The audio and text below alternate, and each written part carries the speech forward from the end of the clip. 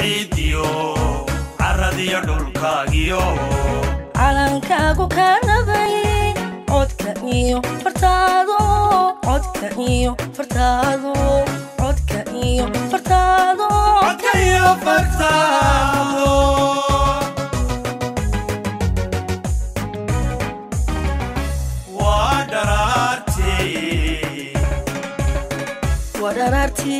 wadararti ciidiyo caradiyo dhulkaagiyo wadararti ciidiyo caradiyo dhulkaagiyo calankaagu ka nabay codka iyo fartaado codka iyo fartaado codka iyo fartaado codka iyo fartaado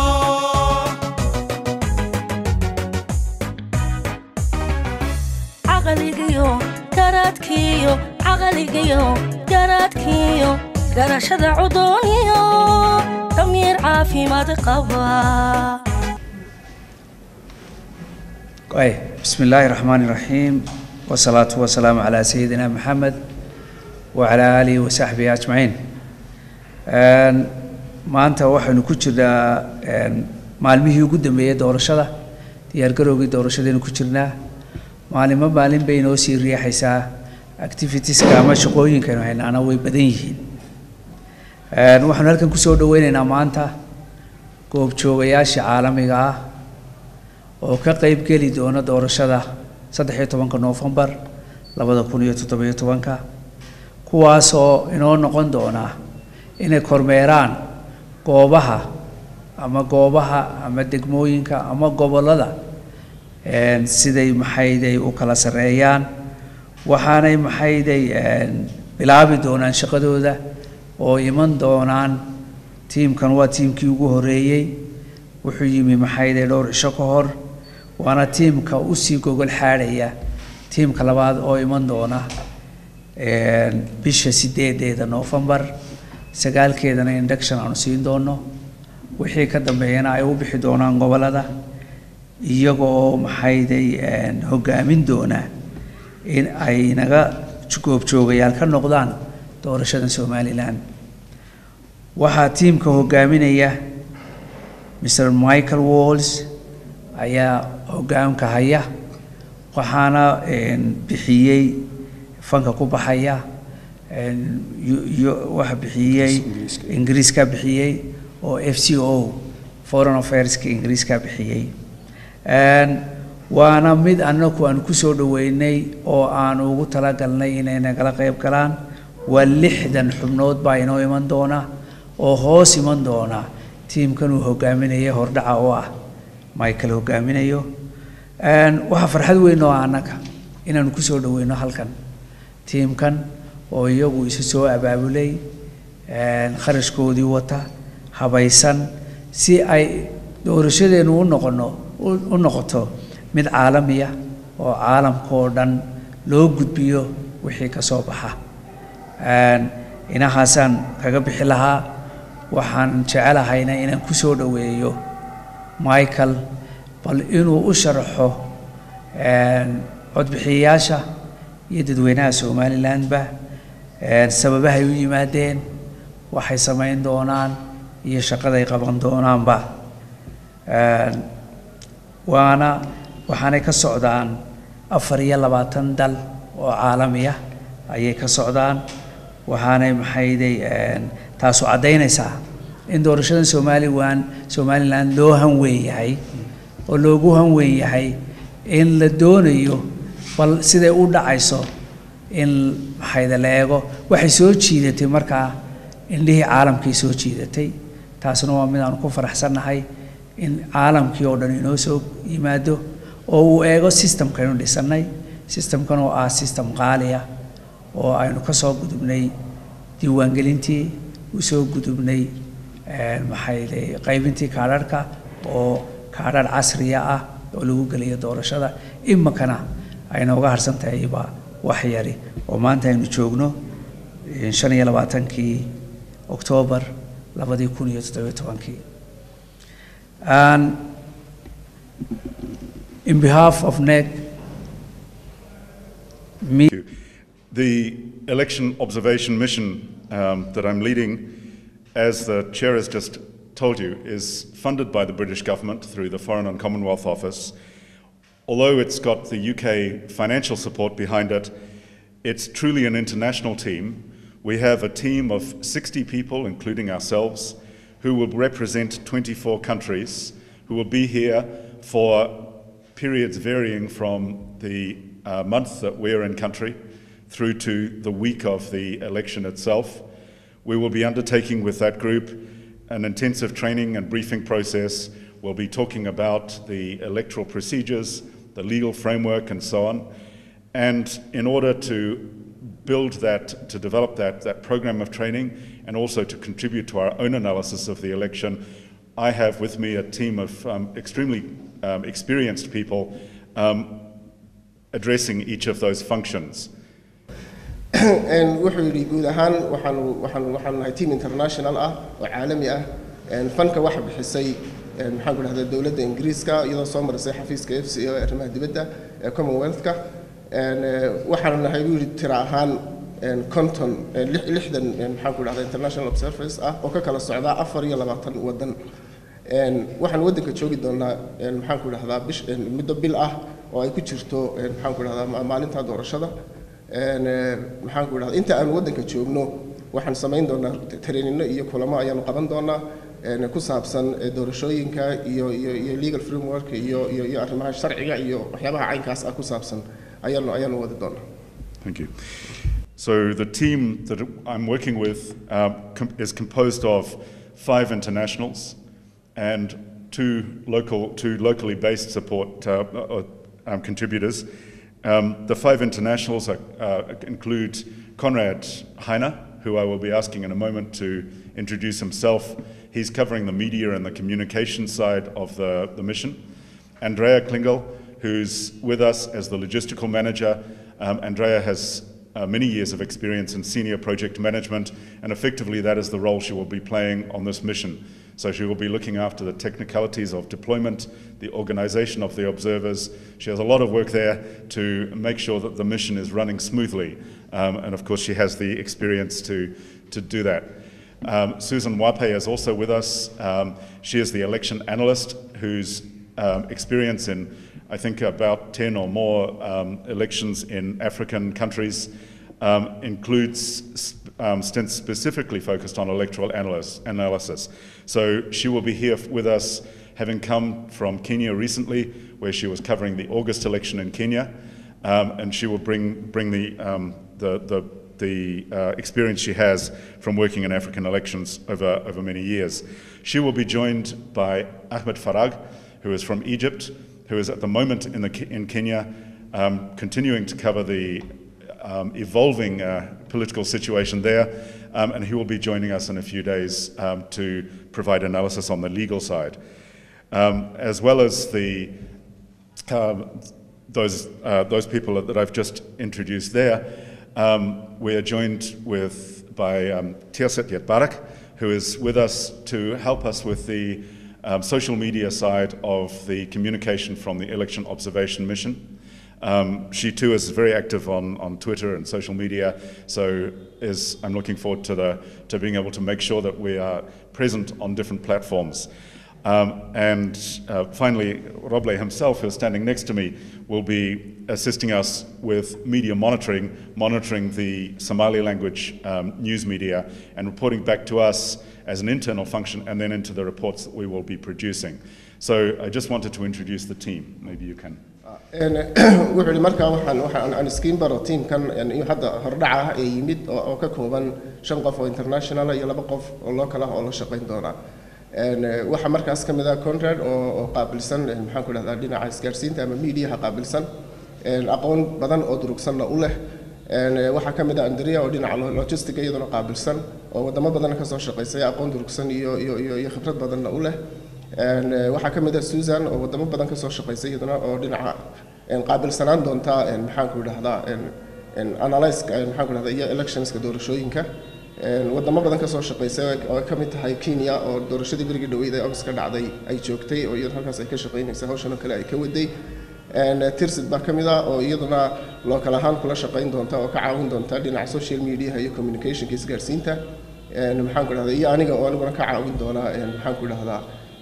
mediaha ama saxaafadda gudaha iyo waxyaabaha ay qortay oo u report garayn doono maxaan ku dhahdaa teamka inta ay joogaan. Thank you. Elections are difficult processes. They're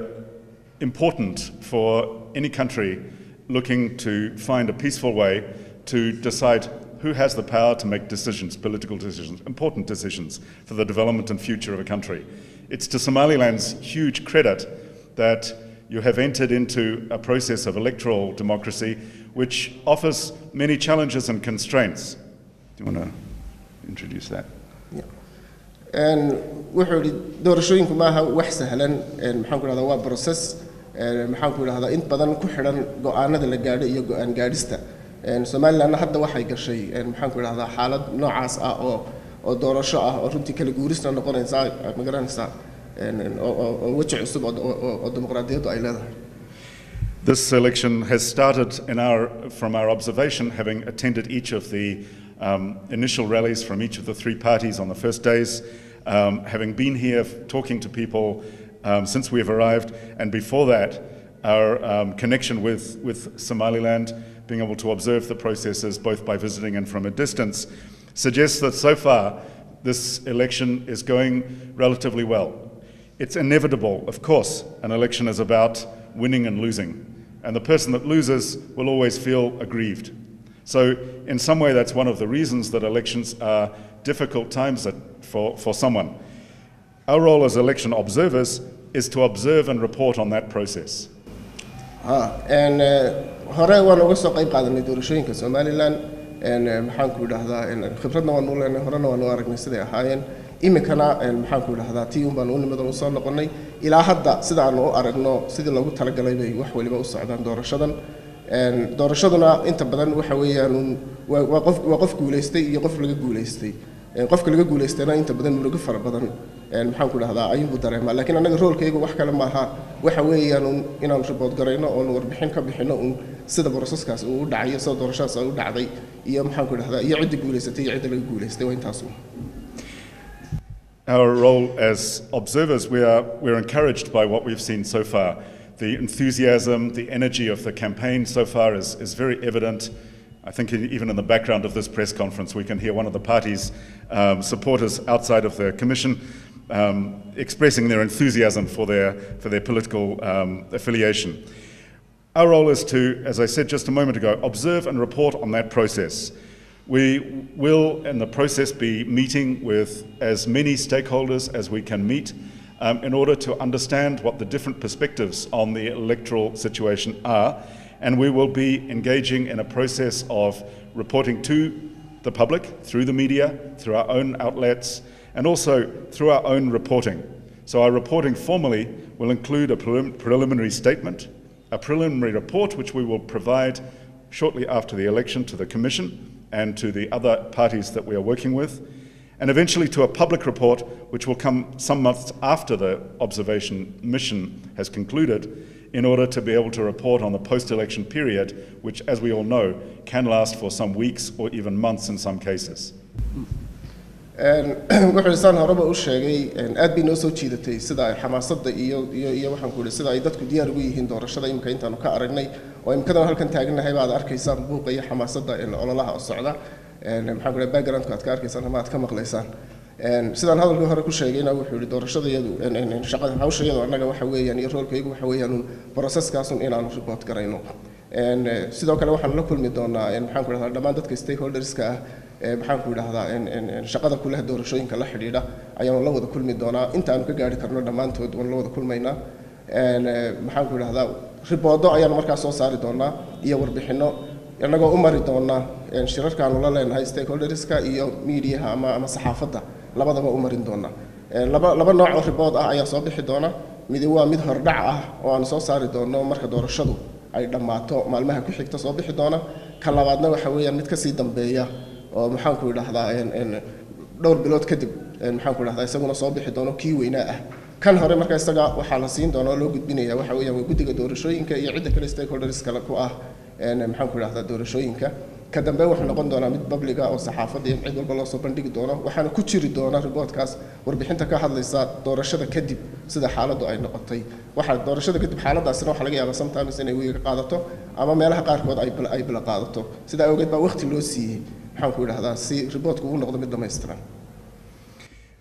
For us, the most important principle that we adhere to is one that we share, I know, with the Electoral Commission. And it's exactly for that reason that I'm so grateful to be able to be here at the Commission to express the importance of the relationship we have with the Commission.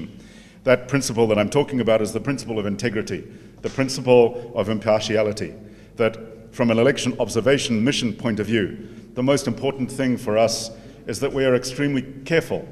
to explain the role that we play, the role that we play in terms of the impartiality of observers and of the observation itself. Annaga kulli intaan waddanka joogno la shaqayn doono guddiga doorashooyinka si maxaan ku radaa dhow la shaqayn doona laakiin hadana waxa muhiim ah halkan aan kaga hadalno ah in la ogaado sida maxaan ku radaa maxaan ku radaa inaanu nahay maxaan ku radaa aanan cidna garab siinaynin laakiin waxa iyagu ay tahay observation guud maxaan ku radaa inay tahay oo sida doorashooyinka ay u socdaan iyo processka la maray iyo waxaas anagoon dhinacna garabka saaraynin maxaan ku radaa anagoon processka guud ahaan aan u eegno waana muhiim taasi la ogaado. In the process of organizing an election observation mission, just as I know the commissioners know in terms of organizing an election on a much bigger scale, it's very important that we make decisions that are clear,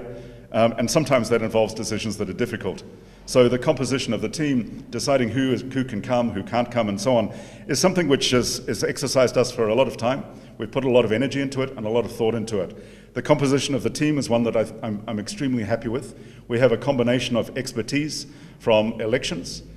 on this continent, also elections in Somaliland specifically, but also people that have observed many elections in some cases in countries that are outside of the continent.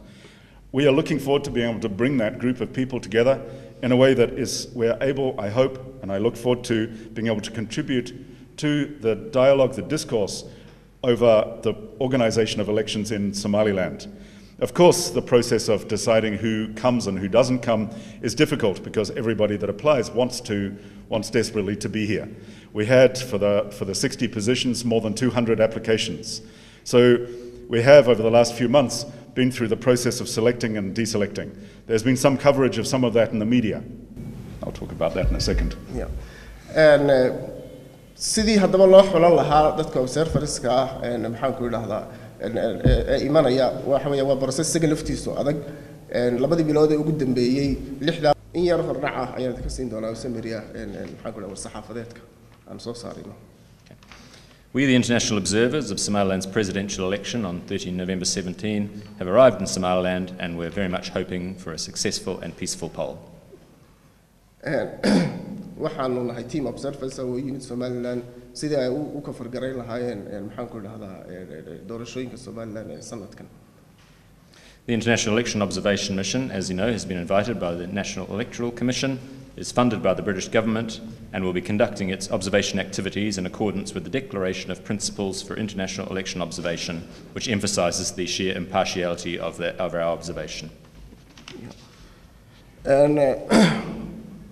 haddii aanu nahay Joogayaasha Caalamiga maxaan ku idhaahdaa waxaana soo casumeeyay oo mana soo infadgareeyay commissionka doorashooyinka ayaa soo official ah maxaan ku idhaahdaa noo soo casumay iyaga ayaanu la shaqayn doonaa waxaana fanka bixiyay maxaan ku idhaahdaa dawladda Ingiriiska inta aan waddanka joogno waxaanu samayn doonaa maxaan ku idhaahdaa inaan observe garayno processka iyo sida doorashooyinku ay u socdaan oo aanu ka eegayno anagoo ku eegayna maxaan ku idhaahdaa iyadoo dhinacna saddex dhaxaadnimo ah maxaan ku idhaahdaa processka guud aanu maxaan ku idhaahdaa aanu isha ku hayn doono. In particular, we're looking forward to observing the first election that comes